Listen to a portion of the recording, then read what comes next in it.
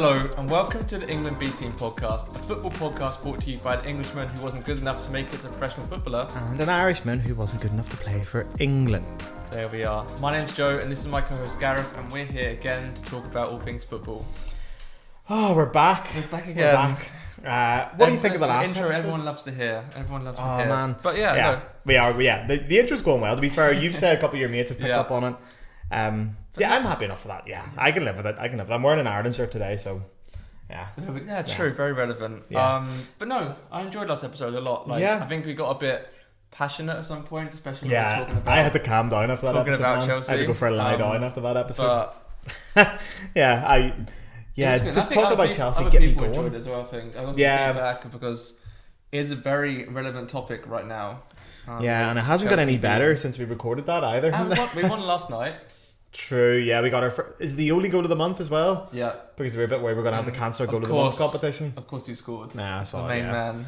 Yeah, I wouldn't say. Well, main man's not a big term with Chelsea at the minute, but yeah, well, it did go very well, and yeah, I actually wanted to update everybody on the viewing numbers because we haven't done that in a while. Because obviously we record these quite far in advance usually, so it's not really relevant. But this one's coming out quite soon after we record this, so I think it's more or less relevant. We were just talking before we started filming, but the main thing is we're getting more viewers every week. The social media is getting followers pretty much daily. I'm getting notifications about it, so it's going very well. The latest viewing figures I have, these are from yesterday, so there might be more. Spotify, total listens 241. Okay. Now these are enough listens that it qualifies, so not if you just hit play. Yeah, there's someone that has a lift. 30 seconds 60 seconds. Okay.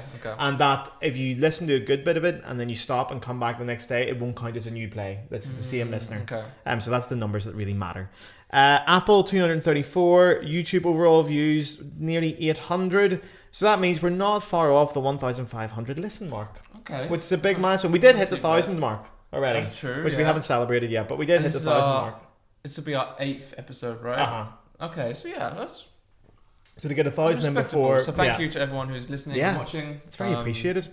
Yeah, and of course on social media as well. Well, it's flying. It's really flying. Yeah, we're trying to get as much out as possible, but of course it's difficult when balancing jobs and podcasts. But it's really good fun. That's the most important thing. Yeah, well, Joe is the social media manager for us as well. That should be mentioned. I don't do the social media. I do the editing and all that stuff. Social media training. This man does it all. So.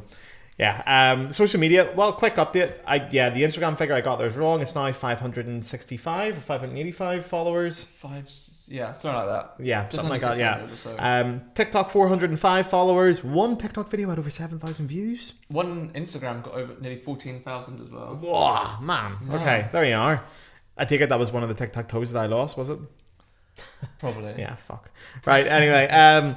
So yeah. Today's episode, I suppose we should tell you guys, we're batch recording. So we've got 2 episodes back to back because we're both going on holidays soon. Yes. I'm going back to Ireland. I will be taking in a football match. I'll be getting Bell Classico in.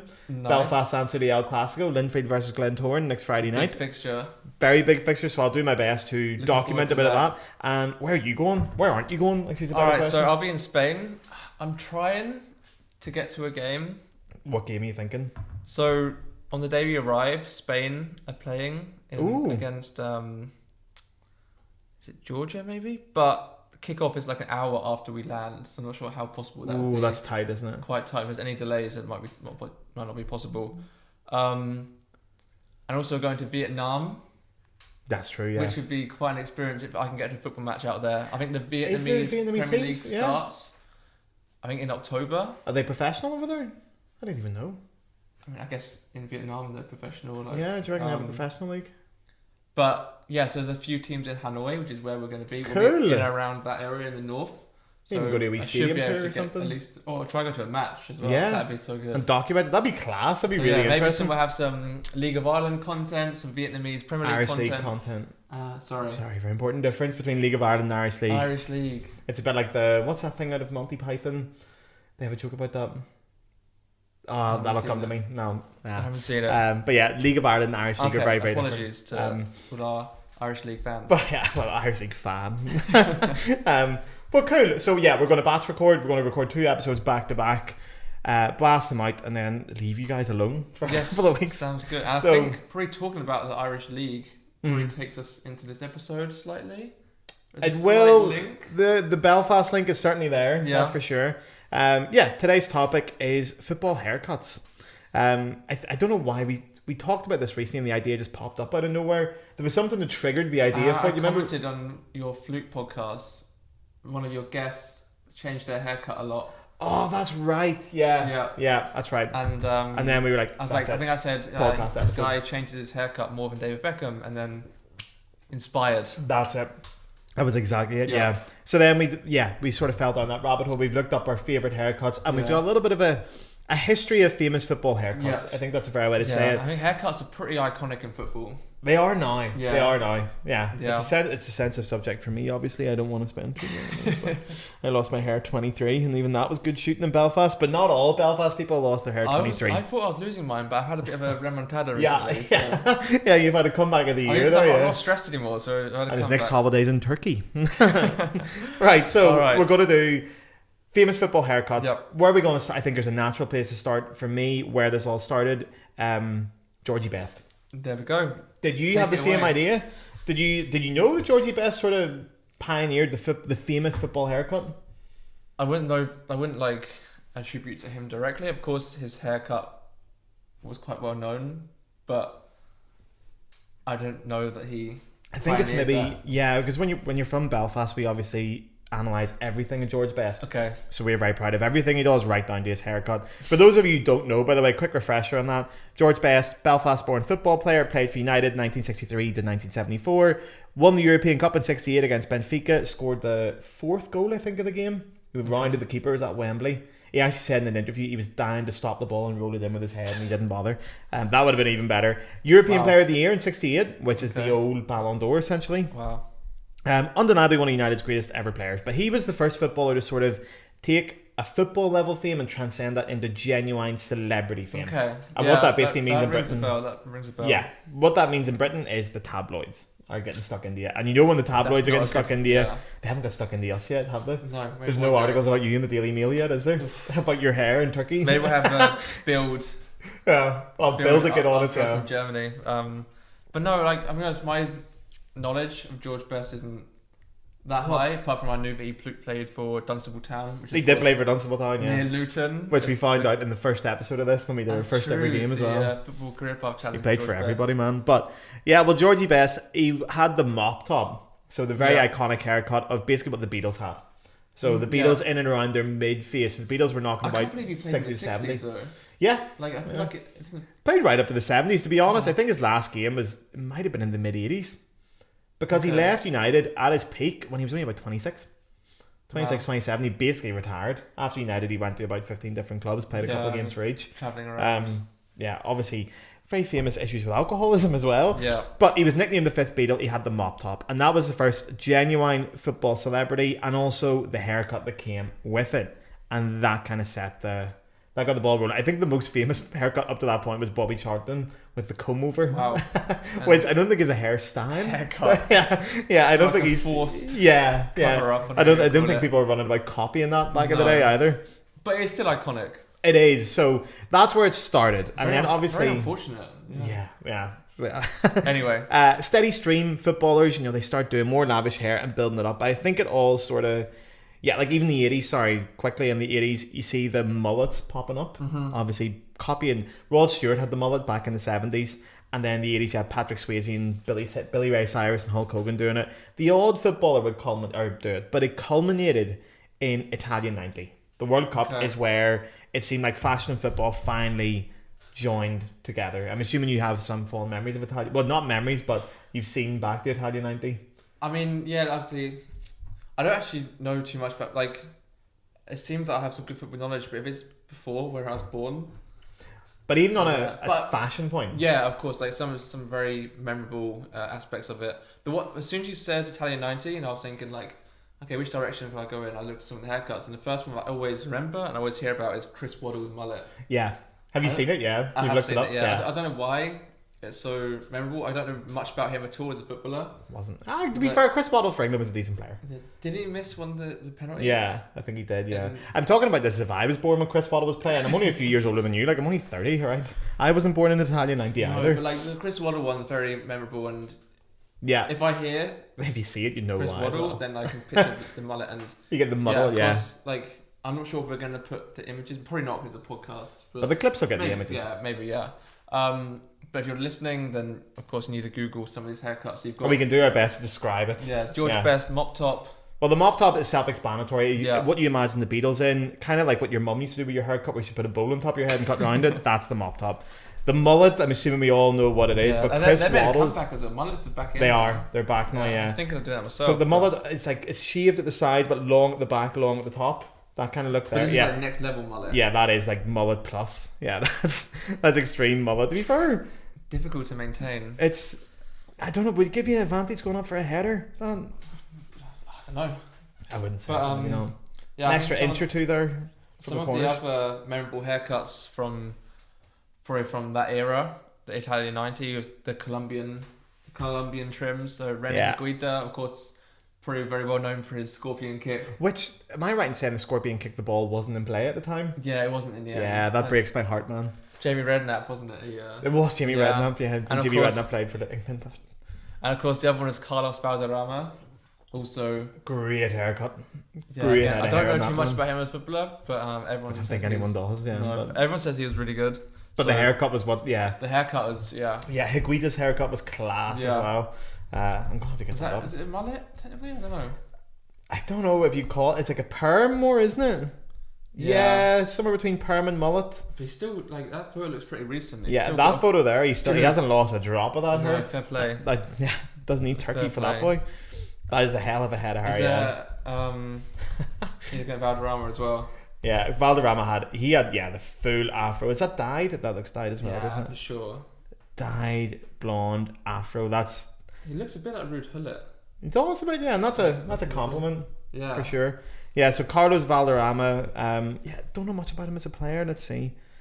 Didn't play in Europe. Oh no, he did. He played for Montpellier and Valladolid. Okay, interesting. For a little while, for a year each. No, 3 years for Montpellier, 1 year for Valladolid. Okay. And then he was back into America, Colorado Rapids. He played 2002. Taking his wonderful hair with him everywhere. Yeah. Colombia, 111 caps for Colombia. Okay, so he must have been good. So yeah, he was alright, well. Yeah, so there you are. Yeah. Anyone for you then? Oh, the Italian 90. I haven't got any specific haircuts from Italian. Well, I do. That's one for later, though. I'll save that for later for my favourites. But I think when I was sort of researching Italian 90, have you ever seen the opening ceremony? I haven't, no. It's hard to find the whole video of it, but it was the first time that you had a fashion show at the opening ceremony as part of it. So you had actual runway models. Like the first signs of football and fashion being linked. It must have been like in like a more like blatant way. Like exactly. George Best was starting kind of like where it became accepted. Yeah, it became accepted, became mainstream in football to sort of do. Like obviously, you look at the jerseys from Italian 90; they're all stunning. Yeah, they're gorgeous, but. The fact that they got actual runway models as part of the opening ceremony, you can check that video out on YouTube. It's really cool. So from different countries, they had different models, different fashions going on, and so blatant as part of the ceremony, especially in the 90s where World Cup ceremonies weren't quite what they are today. Yeah, they're not quite as American, I think is the way to say it. They're not quite as in your face as they are today. I don't know what's the word, commercial. Commercial's probably a better way to say it than American. But yeah, so they had an actual fashion show, which obviously shows the impact fashion was starting to have in football. And that's where it felt like footballers generally then became celebrity. That's where genuine celebrity played into it. Now, if you were a professional footballer to a high level, you were also famous. Gone were the days if you you go down to the pub and you'd know everyone there. You'd pop into professional footballers and Morrison's. Now it's pretty even more next level, but that was the start. That's where that's when the ball got rolling. I also just wanted to say as well, one thing that's definitely come back in the last few years is, in general, football fashion. Like, so more people are wearing football shirts as normal clothes, which I mean, completely fine. It is clothes, but I love it. Joe does. But do you want to tell the people about your addiction you have to a certain website at the minute? Addiction's strong. But is it? I don't know. I wanted to buy some football shirts. I think for when I go to Vietnam, because they're lightweight, they don't get creased. True. And they're gorgeous. Of course, that. And I don't know, I was on Vinted and scrolling and some absolute bargains. I got some Bayer Leverkusen shirts for like a tenner each. Tenner each. What was the one that you bought and then the person obviously realised that they had a gem in their hands and not the price? It was a 2005-06 Michael Ballack of Bayern Munich one. Gorgeous gold. Yeah. And it was real as well. She sent the product code over and then she was like, sorry, I shouldn't be selling this for €4. Sold it on eBay instead. They offered more money. I was like, okay. How much was you looking for it on Vinted? I think I got it for like €12. That's obscene. That's obscene. It was the first final season as well before Ballack. You'd happily pay 70, 80 quid upwards of that. Easy. But next time. You are right. So yeah, football and fashion is becoming a big thing, man. Obviously we've seen the rise of fake jerseys as well, which I'm not going to comment on because you know yourself. But I also saw there's a website back home, and it is stunning. I didn't even tell you about this. Okay. It's a website called Magic Sponge Retro, and they do retro, obviously fake jerseys and sweatshirts from Irish and Scottish teams from the 80s. So if you're looking like a 1982 Kilmarnock sweatshirt, it's like replicas almost. Yeah, but they are stunning because they're obviously very obscure, like second division Northern Irish teams and third division Scottish teams, and like their cup, like the Hibs Cup finals are interesting, stunning. And now I feel like you can go out and wear a football jersey, and if it's a 90s one especially, it looks kind of cool. Yeah, it's definitely had a comeback. Like, I don't know. It's always been there, but in recent years, maybe even 2023, even more so, it's definitely 100%. Definitely growing. Don't know about the haircuts now these days, because obviously my hairstyle is pretty locked in now to the day I die. But yeah, we're going to talk a little bit about our favourite haircuts then. Yeah, should we take a little break and then come back into the favourite haircuts? Yeah, let's rock it. Alright, so we're back, and like we said before that very short break, we'll be diving into some of our favourite footballing haircuts. Yeah. Gareth, what do you want to start with? Well, I'm going to This is definitely your topic. And I know there's one topic you're going to go into. Because it's been on your Instagram stories. It has, actually, yeah. I'll do that then. I became a little bit obsessed with like great 80s haircuts of Bundesliga players. Okay. Now, I'm going to read out a list of names here. Nobody's going to know who these players are. Unless you're well into your Bundesliga 80s football, you're not going to get a clue. Probably one that's going to be very popular. Yeah, there is one, yeah. You might know a few of them, but the best thing to do is probably go on to my Instagram, and there's a save stories thing, and you can watch it in there to see these lads. Because even Googling their names, good luck trying to spell half these names. But in the 80s, like the Bundesliga I don't think the Bundesliga was fully professional by that point, but it had a big uprise of mullets and mustaches, often in tandem with each other, which is a brave look. Who are some of the most iconic ones? So if you get a chance, go and Google either Jürgen Gelsdorf, Horst Knauf, Bernd Schuster, or Harald Schumacher. Harald Schumacher especially had a great... Bernd Schuster, but I'm not sure if Bernd Schuster you would know, yeah. He did. Who was the last one? Harald Schumacher. Okay, he was FC Köln. Stunning. But the one that stands above it all, which is my first favourite football haircut, is of course King Rudi Völler. My favourite player. What a job he's doing now. Well, was doing. Yeah. Caretaker 100% record. He's nearly as good as Sam Allardyce in terms of national teams. He made the call to fire him, came in and I know. Germany their first week, and against France. But anyway, so his hair. Former German international coach Rudi Völler. Very famous head of hair. He doesn't quite have the same head of hair anymore. Now, he's still... I wouldn't say the man's losing his hair. But he has good memories of it. But it is going down. But back in the 90s, Rudi Völler was famous for his hair. And he had a beautiful big perm. It's somewhere between a perm and an afro. I think there's a lot of admin in a haircut involved like that. There's a lot of looking after in that. But especially in the 90s. And the most famous incident regarding that was the 1990 round of 16, match against Holland. So the Netherlands played West Germany in the round of 16, and Frank Rijkaard in the game spat into Rudi Völler's head. And there's a video on YouTube of it, so he does a big massive gob into the back of Rudi Völler's beautiful big perm. Wow. It's one of the things it's most famous for. There's a lot of hair in that match. Frank Rijkaard had a lot of hair in that game too. Ruud Gullit wasn't short of a hairline. Very hairy match. It was a hairy match. So that's my first favourite one. Okay, nice. Who's yours? So there's one that I wouldn't say it's my favourite haircut, even though it's like a very sharp trim, I would say. But there's one thing I want to talk about is that I feel like there's like, for me, like if I get a haircut, I'm like, okay, I'm feeling good, feeling a bit more confident. But there's one confidence haircut in football that stands out to me. Yeah. It's the Eden Hazard buzz cut skin fade. Yeah. Like, you just knew when he got that haircut, he was gonna run rings around Arsenal. Like, I think people used to comment about it on Twitter. It was like, that was a thing, Hazard's got his fresh trim before the Chelsea match. You know he's getting a hat trick. And it was true, because especially before he went to Madrid, like most of the time when he was at Chelsea, especially after his first couple of seasons, he got that skin fade buzz cut. I don't know what you call it. Yeah, and he was unstoppable. He was unstoppable from 2014-15. Of course, he had that season where the whole team was pretty poor, but when he was not so good, the whole team was even worse. 2016-17, 2017-18. True. He was so good, and I'm linking it to the haircut. I could totally believe it, man. I could totally believe it. His barber is quite popular. Oh, really? Put a post. I saw this when I was researching English barber this, or back in Belgium? I think he was located in England, yeah. Apparently at one point, the Hazard cut was the most searched cut on Google. Don't know if it's true, but that's what he said. I could totally believe that, yeah. But like, it's not a particularly unique haircut in itself, is it? It was just... It's pretty bog standard, cut, but it was, he sold it, yeah. And I think you would start believing that if I have this haircut. Like, do you remember Fernando Torres cut his hair? I just thought, that's it. Nah, man. Sure, yeah. Those golden locks are gone, and that's it. Your powers went with it. Headband gone. Yeah.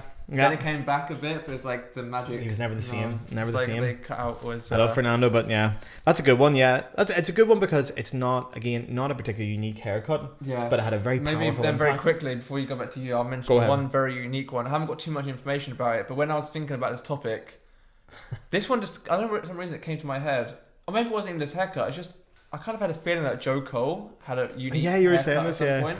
And he did. It was 2002. For West Ham, I think it was in a friendly against Stockport or something. So it was all shaven, all this one skinhead. Yeah, and then one like red like mohawk. It was like a side, it's like a side and mohawk. It went round to the back. It was almost like a musical note. It is like I don't know. Like, it is stinking. Yeah, it is awful. Very man. cold. But hey, I love Joe Cole. Great jersey though. Yeah, really Doc cool, Martin really sponsored cool jersey. Fila. That's one that really came to my head when I was doing. I can see why, man. Doing the research. That was only one game then we think he had that.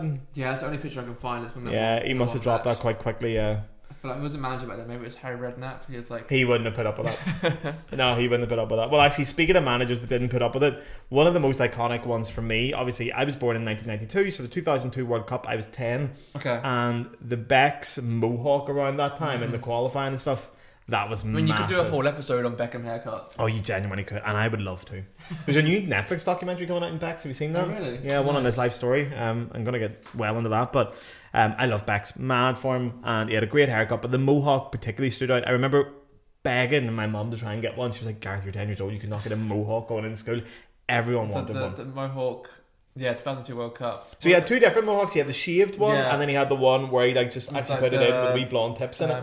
What do you call it? Frosted tips. Yeah, frosted tips. Yeah, like that was a really, really good. That was it was great. But I remember, so I saw this recently and I confirmed That's just 2002 World Cup in. Yeah, that was it with the England jersey with the red stripe and all. Oh, the penalty against Argentina. That's what I was wearing that now. That's in the next episode. Don't break the continuity. Yeah, but I saw him interviewed about it recently, and he was talking about how in the Charity Shield in 2000 against Chelsea, Bex had got the mohawk in, the shaved one. Okay. And he done it about 2 weeks before and wore a beanie to training for 2 weeks to make sure Fergie didn't see it. He took the beanie off at Wembley for the first time. Fergie saw it and found a razor for him in Wembley toilets and made him shave it off. Wow. Before he went out. That's like, not a chance. So he waited the entire season until he went back with the England camp at the end to get his mohawk back. So in that 2000 season, 2000-2001, Bex has a shaved head. Until he goes on England duty. And that's when he scored that free kick then. Yeah. Against Greece. Yeah. The shaven head. Yeah, he did, yeah. Okay, wow. Fergie wouldn't put up with it. But I love the way he wore a beanie for weeks because he knew rightly. And then he thought, oh yeah, he's not going to ask me to shave it big in the dressing room. As well. Yeah. Oh man, fair play. So that was a personal favourite of mine just because of the iconism of it. Obviously it was Beckham, it was number 7. We're talking about football celebrities. I don't think Beckham's hard to top, in that sense. So no matter what he did with his hair, again, you could do an episode in itself. When on you look Beck's that hair. good, you can do whatever you want. You really can. Well, not whatever you want. The cornrows were a bit much. Like true. That was me, but even for Beck's, that was pushing it far. But that was a great one. And then my last one I'll mention quickly is similar. The Freddie Ljunberg red mohawk. So when he got the dyed red one, I think he had it in the FA Cup final against us in 2000. Yeah, that rings a bell. I think he scored in that final as well. Him and Ray Potter scored. Yeah, Ray Pollard definitely did. But yeah, so Freddie Ljunberg had the dyed red mohawk. and I begged my mum for that.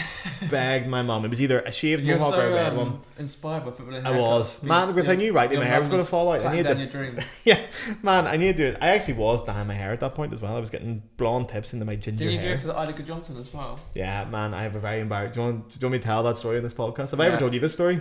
I think so. This is very funny. So the school I went to, and I must have been 9 or 10. We had a Halloween party one year. Okay. But because the school had some ties with the church and stuff, you weren't allowed to go as anything scary or like demonic. Okay. Is the way to say it. So it was more like a dress-up party than a Halloween party essentially. Okay. And I went as Ida Gudjohnsen.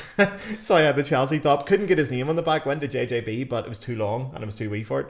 So I just went with the shirt, nameless jersey, had the shorts, the socks, and I got like a spray temporary blonde hair dye, sprayed in my hair, went as Ida Gudjohnsen, right? And then at the school, all the parents there as well in the assembly hall, and there was a guy like presenting. He brought all the kids up one by one to say who they were, and he brought me up onto the stage, and he just put the mic. He's like, "Who are you?" And I just went to the microphone.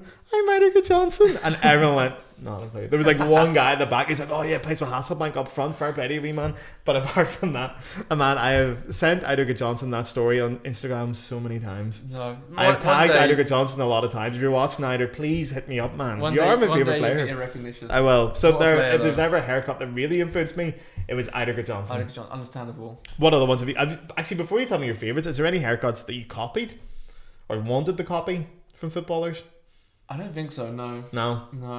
I can't. Maybe Beckham at some point. I think everyone had a Beckham. I used to get the Beckham annual when I was a kid. Oh yeah, I remember that as well. Yeah. I don't think I had them anymore, but probably Beckham. But there's one hairstyle that I definitely couldn't. Actually, this player had many hairstyles, and I couldn't rock any of them. Used to play Liverpool, Abel Xavier. Yeah, wow. I think he's Portuguese. The minute you say his name, I can see it straight away. Yeah, very, very extravagant blonde hairstyles, and I couldn't even describe it. Blonde. It was like I couldn't luminous. describe it and do it justice, because very blonde, also so many different styles. Yeah. So you need to Google Abel Xavier. I mean, most of you probably know who he is already. He played for Liverpool, Middlesbrough, look at that. Roma, Real Oviedo. Dyed the beard as well, big blonde PSV, beard on him. Everything. Man, that is bold. Very bold. I played for Bury, yeah. I think he was a manager at some point. I think managed Mozambique as well. Oh, here, look, yeah, he's still rock. He's got the man bun now, dyed blonde. He's like a fine wine, Abel Xavier. He's not going bald. Oh my, is that real? Is that? that wasn't his best face then. No, but I mean, if you got that luscious locks, man, look at that. You might as well try it. Why not? Oh yeah, go through it all. To him. I wonder if many kids copied that one. That's a brave one to explain to your mum, isn't it? Parents would allow. Yeah, if I came into my mum and said I want to get Abel Xavier's haircut. But yeah, maybe getting towards the end. There's one haircut when I talk about where I think it's had a negative impact, and it was. I think it was, what season was it? Was it last season or the season before? Oh yeah, you were telling me about this. It was. What season were we on? Maybe it was 2001-22. I think it was a year and a half ago, roughly. So yeah, season and a half. It was when Mason Mount and Kai Havertz got the same haircut. Yeah.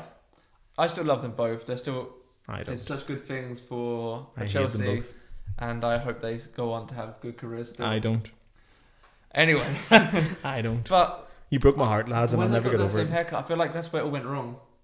Yeah, I actually agree with you. Yeah, that haircut. No, I'm joking, but it didn't go well. It didn't go well, and I don't know. I'm not blaming them entirely for the downfall of Chelsea, but like I feel like when Mason Mount had his like quiff, really good trim, classic. Knew what he was doing, playing well. Makes you think of that Champions League final pass to Havertz, who of course had that, like, I don't know what the style is, but it was kind of like floppy on top. Yeah, the midget gem. Yeah. And yeah. Yeah, when did they get it done together? They got it done the same day, so, didn't they? Yeah, I mean, there's a picture on Instagram and they got the same trim. Of course, they look great, but I feel like it kind of took away some of their magic chemistry on the pitch. I agree. And I'm going to blame them for it. Yeah, I blame them for most of my problems. Yeah, but yeah, so that's kind of my bad memory football haircut, and I haven't got any bad ones. I don't know if I got bad ones, but I will say I found a poll now. I think this poll is done by one poll, who I think are quite reputable, but at some point the Daily Mail had shared this. But anyway, they first of all, they had a study with football fans last year. 2 quick facts from it that I just found unbelievable. Football fans in the UK spend an average of £43 to copy their favourite footballer's hairstyle. Okay.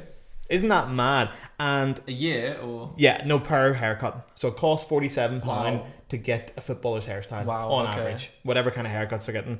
And 27% of football fans said they had copied a footballer's hairstyles to become more attractive to potential new partners.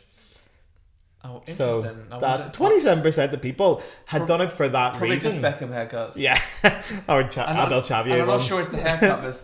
Yeah, if you go away with the picture of David Beckham, it's hopeless, man. No. You're not getting that. But they also had, just quickly, the most 10, I don't know how official this is, but the most 10 copied haircuts, certainly in Britain. Okay, if it's not official, but it's still, even if it's not. Yeah, well, number Who 10 was was Olivier Giroud's half-shaved hairstyle. Okay. Yeah, again, if you're Olivier Giroud, I think Yeah, you can it get doesn't away really with matter what you anything. do. Number 9 was Sir Bobby Charlton's comb-over.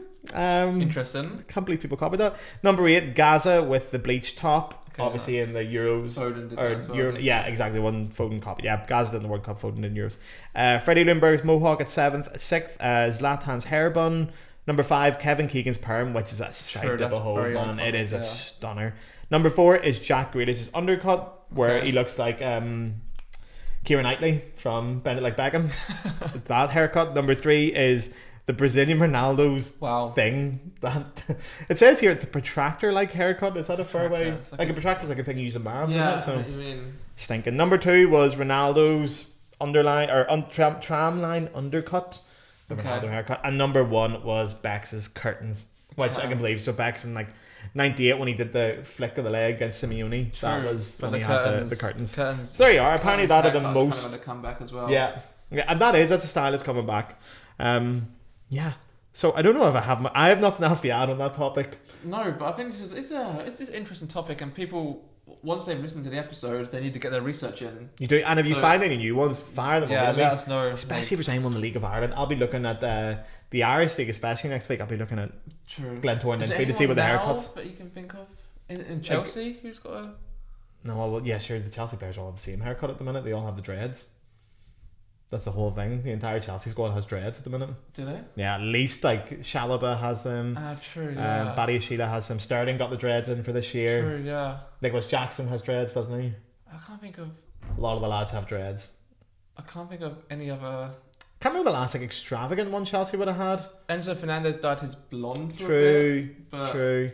Robert Andres at Leverkusen dyed his pink, had a pink mohawk last year. Okay. Looked great. interesting. And he's tough as nails. Griezmann had pink hair. Yeah, I'm sure he true. still does. I can't picture actually, but he I did like last Griezmann as season, well yeah. though. I like him. Yeah, He's he's a had- cool guy. He's had good haircuts.